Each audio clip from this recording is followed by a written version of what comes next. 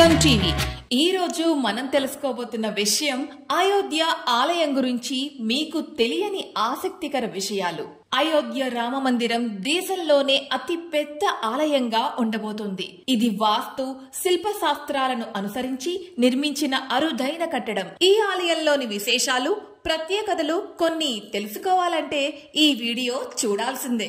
అయోధ్య రామాలయంలో విగ్రహ ప్రతిష్టాపన కార్యక్రమం ఈ జనవరి 22న జరగనుంది. ఈ కార్యక్రమం అత్యంత వైభవంగా జరిపేందుకు సన్నాహాలు సాగుతున్నాయి. ఇందులో పాల్గొనేందుకు ఆధ్యాత్మిక గురువులు, రాజకీయ నాయకులు, సినిమా తారలు, క్రీడాకారులు ఇలా చాలా మంది సెలబ్రిటీలు వస్తున్నారు.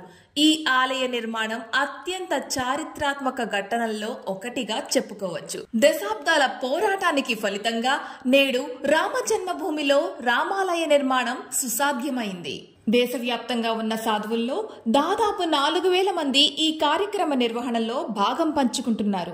సుమారు 8000 మందికి పైగా భక్తులు పాల్గొంటారని అంచనా వేస్తున్నారు. రకరకాల రంగాలకు చెందిన ప్రముఖులు ఉన్నారని రామ జన్మభూమి ట్రస్ట్ సెక్రటరీ చాంపత్ రాయ్ తెలియజేశారు. అయోధ్య రాముడి ప్రతిష్టాపనకు ఎదురు చూస్తున్న ఈ సమయంలో రామ మందిర విశేషాలు కొన్ని మీకోసం. పురాణాలను అనుసరించి అయోధ్య కోసల రాజ్య రాజధాని, సాక్షాత్తు దైవ స్వరూపుడైన శ్రీరామచంద్రుడి జన్మభూమి. ప్రస్తుతం రామమందిర నిర్మాణం జరిగిన ప్రదేశంలో రామమందిర నిర్మాణం కావాలనే ఉద్యమం 19వ శతాబ్దంలో మొదలైంది. అక్కడ మసీదు నిర్మించి ఉండడం వల్ల అది వివాదాస్పదంగా మారింది. 1980లలో విశ్వ హిందూ పరిషత్ బీజేపీ ఆధ్వర్యంలో ఉద్యమం తీవ్ర రూపం దాల్చింది. తర్వాత పురావస్తు సర్వే ఆఫ్ ఇండియా ఈ స్థలంలో పరిశోధించి ఆలయ విశేషాలు ఉన్నాయనే ఆధారాలను కనుగొన్నారు. అయోధ్య ఆలయం ఎత్తు సుమారు 161 అడుగులు. మొత్తం 28,000 చదరపు అడుగుల విస్తీర్ణంలో ఈ ఆలయాన్ని నిర్మించినట్లు మందిరం డిజైన్ ను రూపొందించిన సొంపుర కుటుంబం వెల్లడించింది. ఈ కుటుంబీకులు ప్రపంచవ్యాప్తంగా దాదాపుగా 100 ఆలయాలను రూపొందించారట. సోమనాథ ఆలయం, చంద్రకాంత్ సోంపుర ఆలయాల ప్రధాన వాస్తుశిల్పి.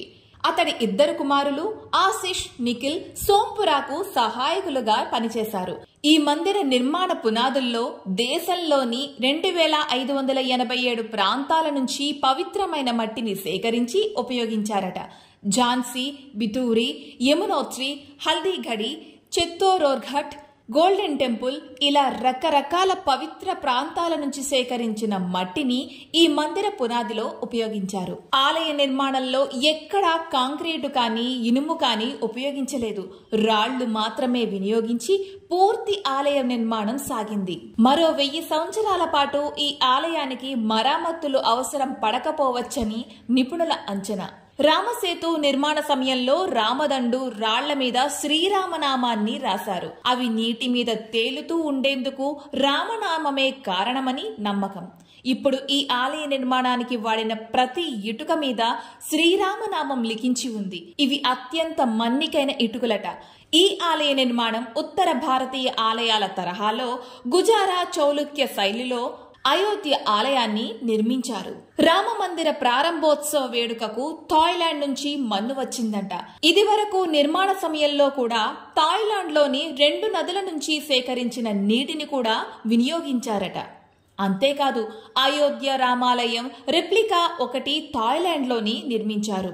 ఆలయ గ్రౌండ్ ఫ్లోర్ లో రాముడి పుట్టుక, అతడి బాల్యాన్ని వర్ణించే శిల్పాలు చెక్కారు. మొదటి అంతస్తులో రామసభను వివరించే శిల్పాలు ఉంటాయి.